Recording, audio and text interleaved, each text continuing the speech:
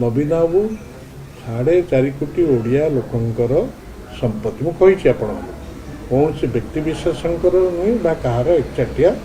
संपत्ति नुह सारा समग्र ओडावासी लोक तेणु ओडावासी संपत्ति से बाउंड्री लाइन बाहर को जीवार प्रश्न उठूना कारण एक नवीन बाबू केवे आमको शिखे ना आम निश्चित भाव जो क्षेत्र में अन्याय विरुद्ध स्वरोत्तम कर राजनैतिक आह्वान सम्मुखीन आउट हबार प्रश्न जहाँ सी एथिरे कहिचंती जे सीमा बाहर को जीवा नवीन बाबू तांकू केबे शिखेई नाहंती बा बीजेडी नेता मानकू शिखेई नाहंती।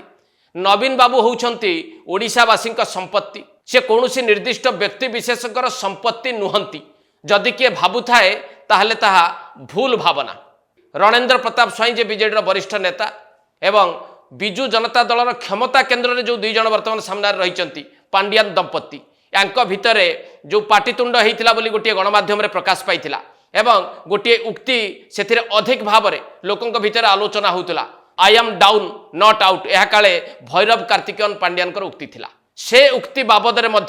बुलेई बंकई अशोक पंडा टिके सूचना देवाक चेष्टा करिसेंती जे से आउट हेबे नहीं कई राजनीति रे रहिबे एवं अशोक पंडा भली जड़े वरिष्ठ नेता कहीं एभली एक विवृत्ति आज दिन में गणमाध्यम सामने रखिले।